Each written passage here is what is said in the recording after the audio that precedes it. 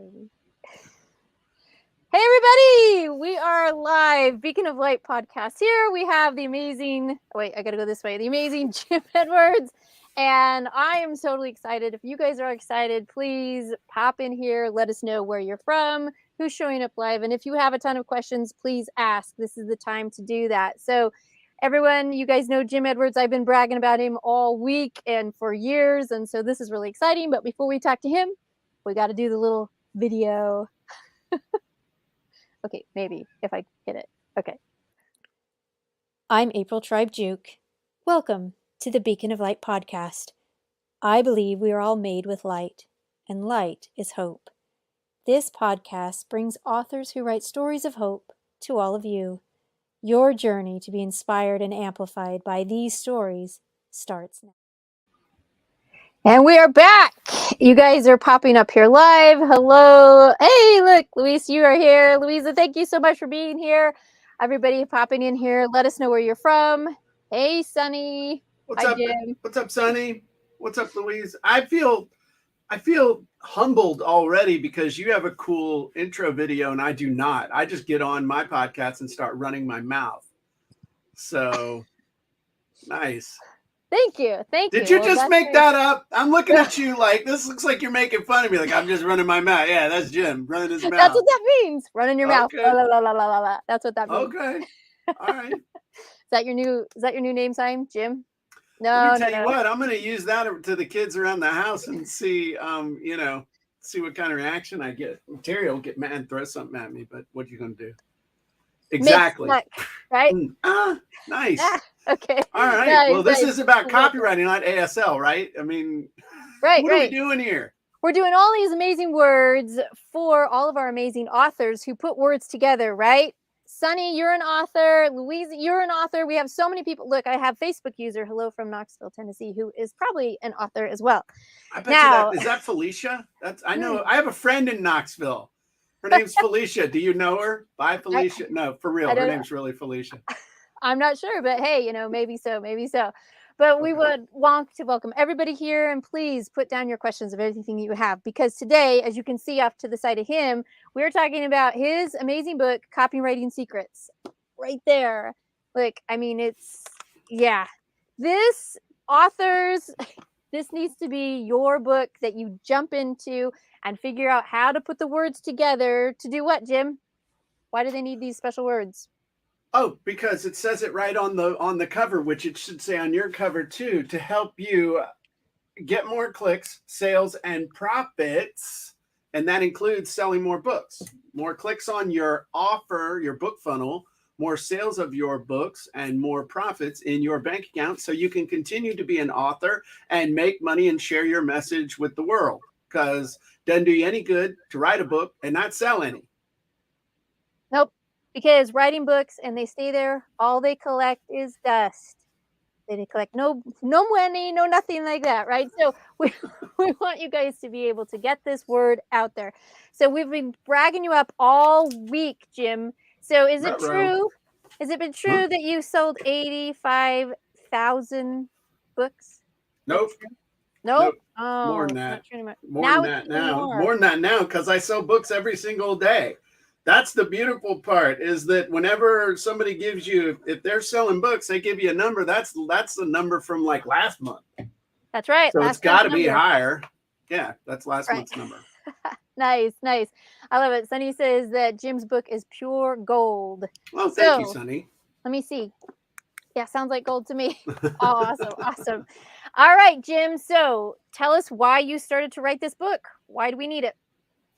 So, interestingly enough, I've been helping people write their own books since really 2001. I started out I self-published 3 books. The first one took me 4 years to write. By the way, my most recent book that's published, not the one I'm working on right now, but my most recent book that's published took me 78 minutes to create the content.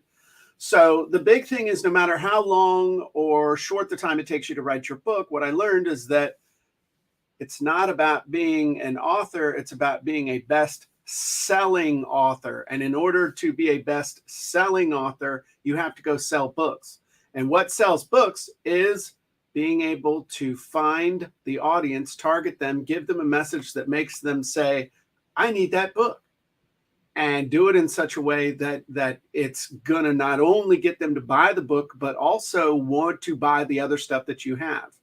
So the reason I specifically wrote this book was because for years, what ended up happening was, as I was teaching people how to write and publish their books, write and self-publish their books, I just, as a natural extension of that, was teaching them how to sell them, and was amazed at all the stuff I was taking for granted, though I had kind of learned it in the school of hard knocks, all the things that authors didn't know.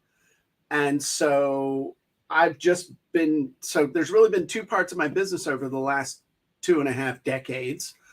And that is teaching people what to do and then teaching them how to sell it. And so about 7, 8 years ago, I created perfected some software called Funnel Scripts that was all about writing sales copy. And it still is. We sold like $20 million worth of it. And so we were teaching people every single week how to write copy. My audience, all the authors came in. And finally, I was like, there's got to be a book that can teach normal people how to sell. And there wasn't, not in this way, not in this arena that we're in. So that's why I wrote Copywriting Secrets, was to teach normal people who have a message to share, but who have either not sold successfully or have no sales experience, to teach them how to put words on a paper, words on the web, words out of your mouth on Facebook, etc., in order to persuade people to buy, try, click, sign up. And in this case, specifically to create the right sales messages for your funnel, even down to the back of your book, to stop people in their tracks, build that interest and desire, and get them to say, gotta buy it right now. Yes, incredibly true, powerful, all of that. You have like less than 6 seconds on the back of the book to see like if you're hooked in, if they're going to be like, yeah, I need that. That answers all of these pain points, all of my problems. This is what I've been looking for, right? Yeah, exactly. Even with fiction too. It's not just how-to books or business books or nonfiction books, but every kind of book. That first thing on the back had better grab their attention and make them want more. Even if it's fiction, you said a pain point. Why does somebody buy a fiction book? Because they want to be distracted. They have the problem of they're bored. They want to be entertained. So it's books are books are books. And I don't want to hear from, well, I write fiction books. My books are different. No, everybody's trying to sell books no matter what's on the pages. Pardon me. That's right. That is right. You want to have those book sales because you wrote it in a way that, it could help people. It could help them escape. Whatever it is, there's information within the book that is going to be life-changing, going to maybe make them really mad, maybe whatever it is. It doesn't matter. The point is, they're not going to get mad. They're not going to get excited. They're not going to get entertained if they don't know where your book is, how to get it, or what it even means, why they even want it. Yeah, there's no reason for anything else. So what would you recommend to the authors right now? Well, first of all, let's ask out there, who has books that you want more sales? Anyone out there? Anyone's going to jump in and say, me. Looks like we've got Lisa. Hey, thanks, Lisa. Come on in. So who wants to sell more books out there? Pop it in. Let me see. Yes, me. Put them down. Something. Nobody does? I want to sell more books. Say yes. Okay. Yes. It's going to be me. All right. Yes. Looks like we've got some people that signing, talking, too many things. Down at the Language Academy, we got us some people here that are saying, yes, sir, I want to sell me some books. Exactly. That's exactly right. So if you want that, why haven't you been able to sell your books before? Anyone have any ideas? You want to put anything down? I tried this, I tried that. Nothing's working. Jim, why isn't it working for them? What's going on? So a lot of times it's because people confuse selling and marketing and Facebook and all the other stuff. And before you can sell your book, you got to have a clear-cut offer for the book. Why should someone buy your book? Why should they buy it now? What are they going to get out of it? And you need to be able to communicate that. Otherwise, your book is just one of what, 3, 4, 5, 6 million books up on Amazon that literally, and it starts with the title and then the subtitle. And if you think about it, there's a thing in copywriting called hook, story, offer. And hook is how you grab people's attention. So a hook can be a headline, it can be a picture, it can be a title, it can be a subtitle.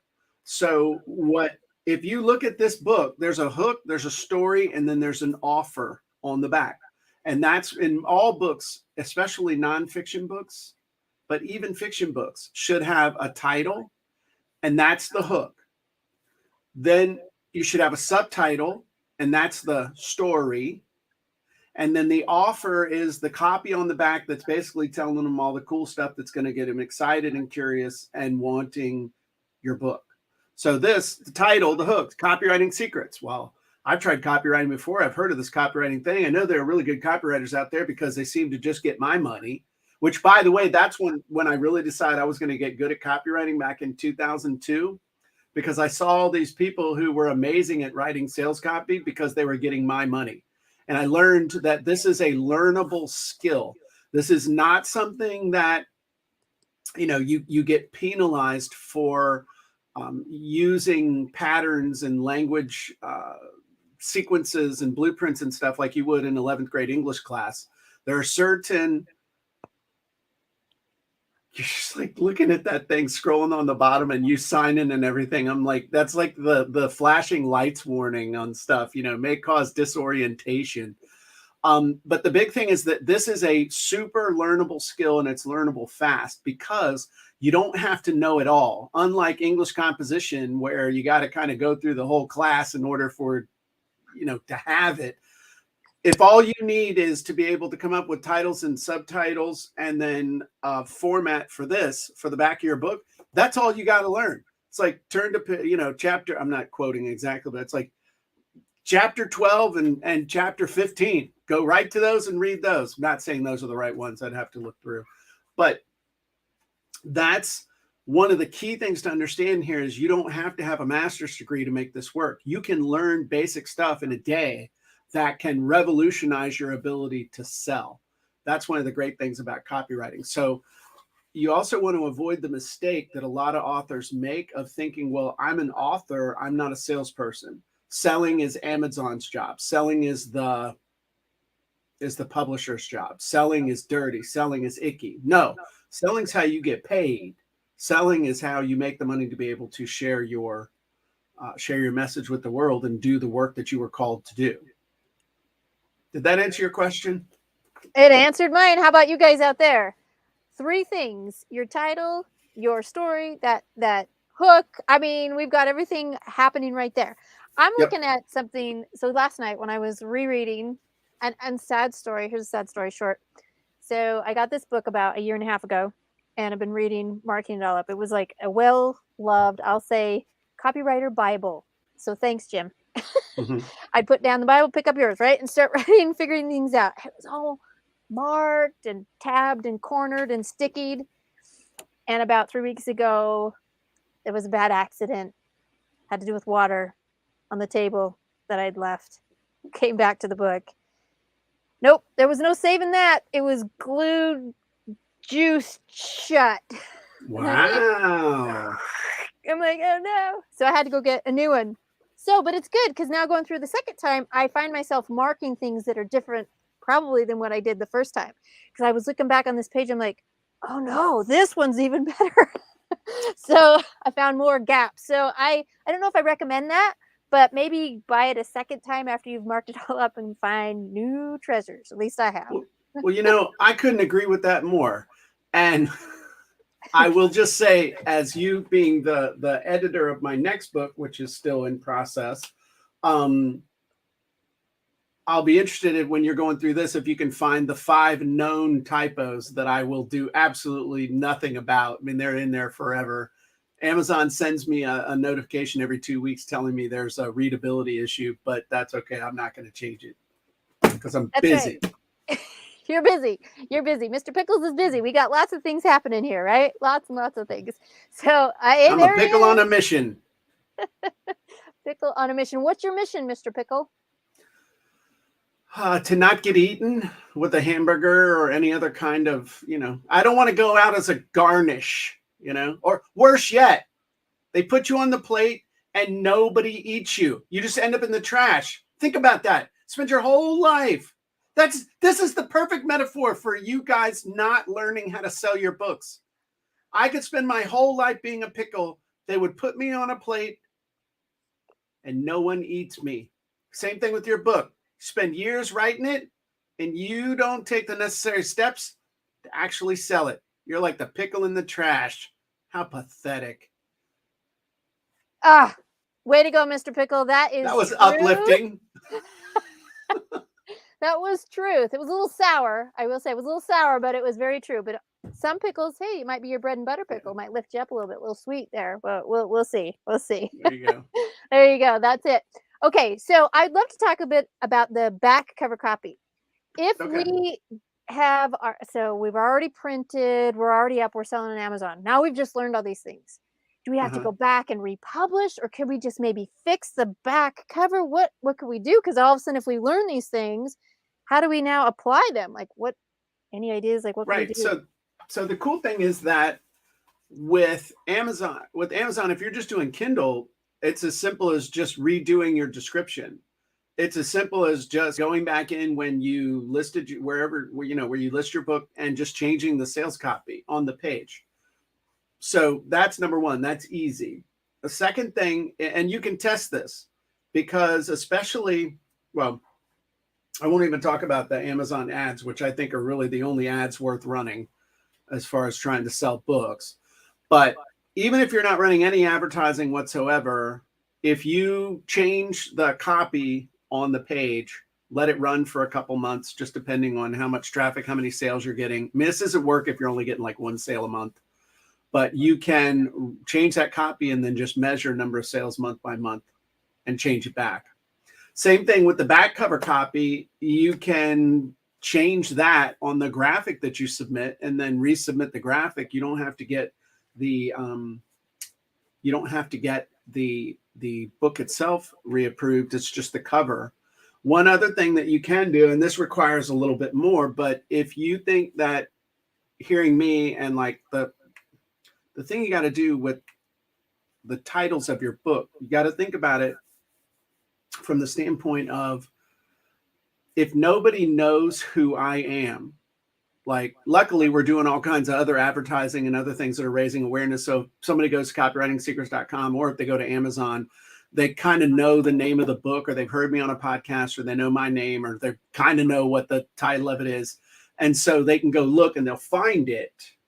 But if nobody knows about you, you got to think in terms of, okay, if someone was searching for a topic, and if this is you got to think that Amazon's a giant search engine.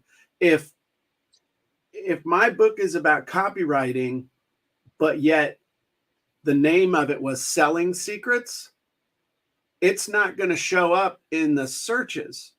So whatever the main keywords are somebody's going to be using, you got to figure out a way to have a hook, have a meaningful title, as well as a subtitle that's going to motivate people to at least click. Because if you think about on Amazon, especially when you go to do a search on Amazon, unless you know the name of the book, know the name of the author, you're going to put in keywords. Then what you're going to do is you're going to look down at the results. First thing you're going to do is look at the cover of the book, see if it grabs your attention. Next thing you're going to do is look at the title of the book. You're going to look, this is what I do, but I'm pretty normal, believe it or not, Sonny. I'm pretty normal. And this is what most people do from talking to thousands of people, that you are going to look at that cover. You're going to look at that title. You're going to look at how many reviews there are and how many stars, and you're going to look at when it was written. Then if it's meeting all of your criteria, you're going to click through, and then chances are you're going to skim down the description. So our description has to be skimmable. We can't assume that people are going to read the teeny tiny type. And then finally, we are going to have people maybe reading the actual testimonials or the reviews. Sorry, on Amazon they call them reviews. So there's other stuff you can do with your with the copy on the page on Amazon, the editorial reviews. Those are important, and you want to, you would think of those more like testimonials, 1 or 2 sentence testimonials from people who are or should know what they're talking about. And you want to make sure that you choose the ones or get people to write them in such a way that it actually is going to act as additional sales copy for you. So that's what I have to say about that. Awesome. Did I answer your question? It did. It answered my question. So one thing that popped into my mind is that you were talking about, again, what popped into my head were the bullet points, right? Something like that. Why do we need to be able to get our information into those bullets? Like, what does that help? So the purpose of the bullets is to create curiosity. It's not to tell people really what's in the book in a way that the guy can go, "Oh, I already know that," or "Oh, that sounds too complicated," or "Oh, that doesn't sound," what the purpose of bullets is to nobody is going to sit there in the bookstore and read, my book's like almost 300 pages, or it is 300 pages or whatever. No one's going to sit there and read the whole thing. They might read a chapter, but they're not going to read the whole thing. And so what we want to do is give them enough information on the back that's going to get them so excited, so curious about the potential payoffs inside the book that they want to buy it. So whether we're talking about the back cover copy or the inside the flap copy, if you're doing a hardcover, the whole purpose of this is literally to create desire and curiosity. I really want to get this result. I really want to solve this problem. It sounds like there's some incredible, really exciting stuff in here, and I need to buy this and take it home and read it. Now, the vast majority of people are going to buy it, take it home, and sit it on a shelf. I order at least 5 to 10 times as many books as I actually read, and it's just something that I've always done. A lot of people do it. So good chance are 75% of the people that buy your book will never read it. That's okay. They felt good about it, and they know that it's there waiting for them when they can find the time. Exactly. The biggest investment of a book is time. And it's so funny because a book, it's like most of these are less than $20, but the humming and the hawing and I don't know who, because it's the time. The time invested within a book is major, right? And audiobooks have helped with that, right? Because you can keep doing the mundane while you're getting fed, but there's also just an enjoyment of actually putting the eyes on. So it is something really, really awesome and incredible. So next question that I have about the copywriting secrets, let's turn to chapter 17. This is one of these chapters. What page is that? Let's see, 143. All right. Secret number 17. Yeah. So I had to circle the whole title for myself. How to write an amazing sales letter fast? Yes. All right. Fast, that was my hook. Like, wait, fast. I need to know this right now. And so I'm going through, because I'm like, it can't be like 1 or 2 steps. So I'm going through, I'm like, oh, okay, wait a minute. That I have to try this again. So just on my own, trying to figure out what all of these things are doing, what I need to have in my sales copies and my things. First off, boom, right off the gate, the headline. When we talked a little bit about that, what does it need to do? How to get all your sales, like how to do all of this, what are we going to need? And what you have in all of these descriptions here and how you have it laid out and the story that goes along with this. For me, this is a huge, valuable piece for all of the things because I can apply it to my books. I can apply it to everything that I'm doing. And I'm like, whoa, we're experimenting with some more, we'll say products and things, services. And I'm like, I got to get this thing down. And in fact, I was talking with my friend, Sunny, and I'm like, I need to memorize something. And she's like, where's your book? I'm like, that's right here. And she's like, go to chapter 17. So this has been the drink all. I've just been copying, I've been reading back and going back and forth, presenting the solution, doing the bullets, doing the curiosity, all these things over and over and over again. And I find myself now reading other people's posts and I'm like, they missed that. They missed that. And I find myself, I probably because of the teacher in me, I'm starting to correct all these people. It makes you a snob. It makes you a snob and a critic of everybody else's sales letters. Just like when you learn the hero's journey and really know it, you can't watch a movie like a normal person ever again. True, it kind of ruins you, but you know, you gotta let that go and let it fly. But it's amazing. So in chapter 17, for me, that has been incredible. I'd love to know anyone else who has the book, if there's been another chapter for you out there that has been like, whoa, this is impactful. Or even for yourself, Jim, what's your favorite chapter in this book? Oh, my favorite page is page 16, but we'll get to that in a sec. You know, one of the only hits that I take on my reviews on, because we've got almost 1,300 reviews on Amazon, and the only hit that I take is people say, well, it's a pitch for his funnel scripts. And the reason they do that is because chapter 17, I use the example of the sales letter for funnel scripts. And so it's so powerful and the language is so good that people are like, ooh, he's just pitching it. Like, no, it's just an example. Same thing happened to me when I taught. At one point I had the top selling PowerPoint how-to DVD on Amazon, beat out Video Professor, all these other things. And in the course of training that, I used an example. And the example was for a software called Snagit. And the example was so powerful that people who weren't really paying attention said, this is nothing but a pitch for Snagit. No, it was me teaching you how to pitch, and I happened to use Snagit. And that's like 1 in 100 chuckleheads. But my favorite book, and then we'll talk about what Sunny, because that's a real close second. Page 16 is where I talk about the top 10 reasons why people buy. Because most people, when they sell online, they either focus in on how it's going to make you money or it's going to save you time. But there are 10 reasons why people buy, 8 of which have nothing to do with making money or saving time. And for a lot of people, they make a huge difference. I mean, a huge mistake with that. But if you think about a book, like one of the reasons that people buy, number 9 is to feel more loved. Number 8 is to gain praise. And number 10 is to increase popularity or social status. Now think about books. Think about certain books that, in order to be popular or seen as one of the cool kids, you had to have read that book. Now, one that immediately comes to mind, even though I think it was one of the worst books ever written, was a book called The Secret by Rhonda Byrne. I thought it was absolute rubbish. But yet everybody in the world read that book for whatever reason. And in order to have any level of social status, you had to have read that book and have an opinion on it.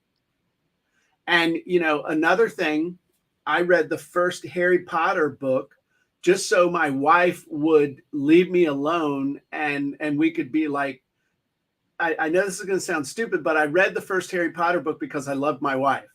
And then once I read the book, I fell in love with the book. And funny story, which I'll tell quickly, got the book and read it on the plane to Mexico for a second honeymoon. Loved the book so much, I spent the next week literally combing all of the Yucatan Peninsula, looking for the next 2 Harry Potter books in English, couldn't find them. When we finally got home, I read the second Harry Potter book in one day. And so that actually turned into something that my wife and I have shared for years, a love of those books. So again, reasons why people buy those books. I actually stood in line in Walmart with my wife at midnight to get the 4th Harry Potter book because that was, it had love and other stuff hooked into it. Now, Sunny said that she loves the feature benefit meaning chapter. That's how to make amazing bullets. And that is the one that you really want to read if you want the back cover copy on your book to absolutely catch fire.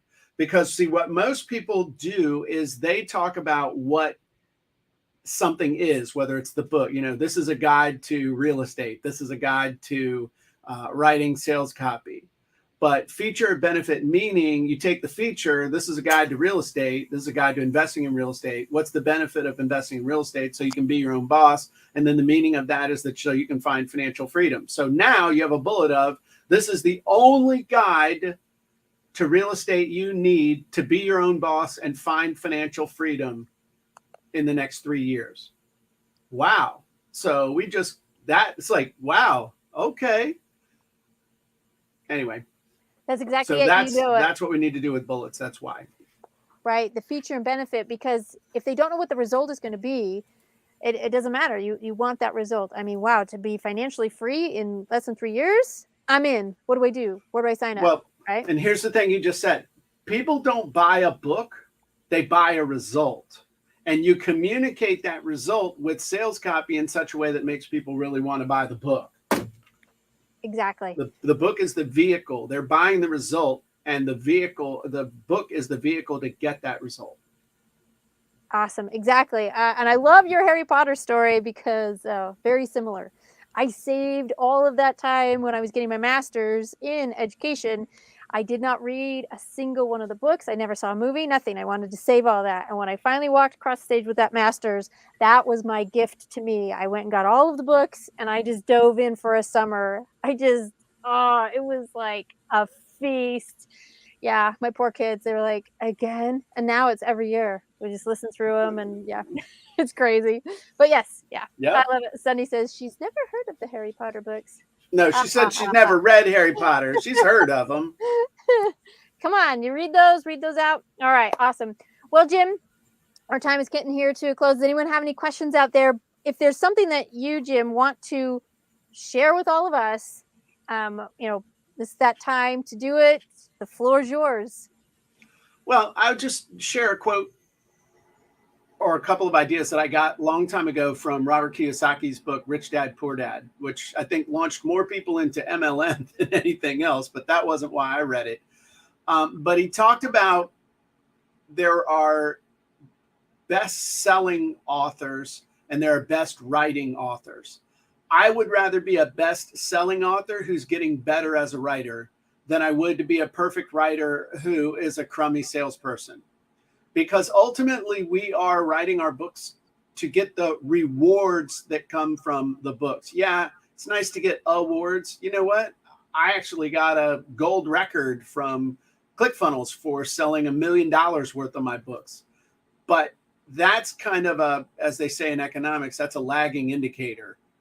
What that means is that I was able to spread the message so effectively that I was able to change people's minds, support my family, support my cause of Jim Edwards not having to have a real job. And so if you want to serve the people that you're called to serve, you've got to sell books.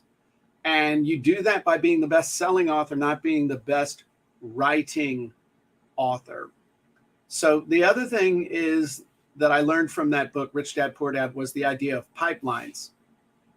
And pipelines in that instead of making all your money off of a single book, you need to have multiple books and you need to have multiple parts of your business built around your book.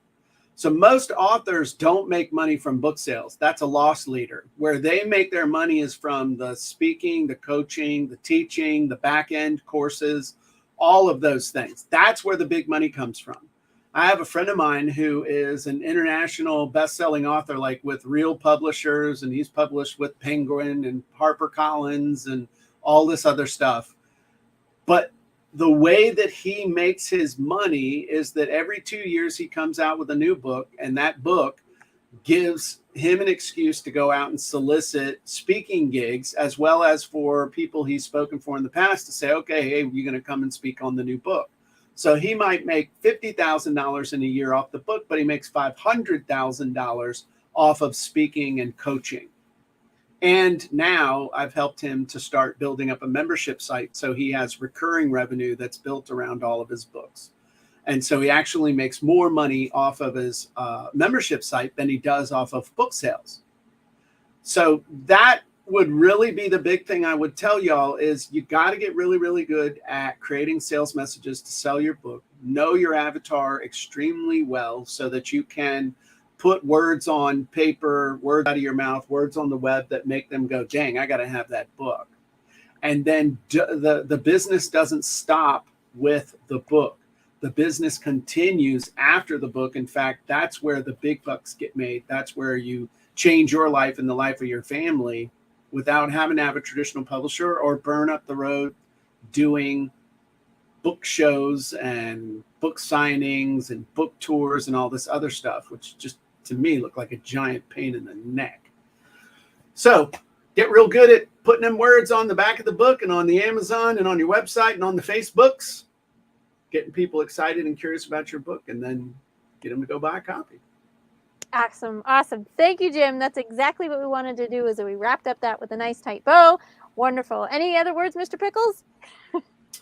The one thing I would tell you is to be really, really careful about thinking that you need to go spend a bunch of money on ads. You know, most people think, man, you got to open up your wallet and you got to pull out all your money and you spend money and you make the little redheaded monkey on the Facebook rich, Mark Zuckerberg. But all that's going to do is just burn your money. You do not want to do that. Target your audience really well, solve a problem, satisfy a desire, get your messaging really, really tight, and everybody and their brother will help you sell your book. When I say everybody and their brother that targets your target audience will help you spread the word, whether it's on a podcast or with an interview or sharing posts and stuff like that. You've just got to be really tight on your messaging and know who you're called to serve, and other people will help you. And it doesn't hurt to have a good book tip. Really, it doesn't hurt to have that. That's right. That's right. Thank you, Jim, for all the wonderful advice that you've given us today. Thank you for the great stories. Thank you for the fun. And everybody, thank you so much for coming up here live. We will do a replay for this for those that were, not able to be here and missed out. But Jim is incredibly gracious with his time to be able to offer this to all y'all. So make sure you go out there, and I've dropped the link down below, and you get yourself a copy of Copywriting Secrets. Find where you can tighten things up, and make the changes that you can. He offered some great advice today, and see how your sales start to change. Yeah, and if you don't get a copy of the book, it means you hate money and you don't love your children. Okay, Mr. Pickles said that, not me. All right, everybody. Thanks. This is Beacon of Light signing off. Bye, y'all.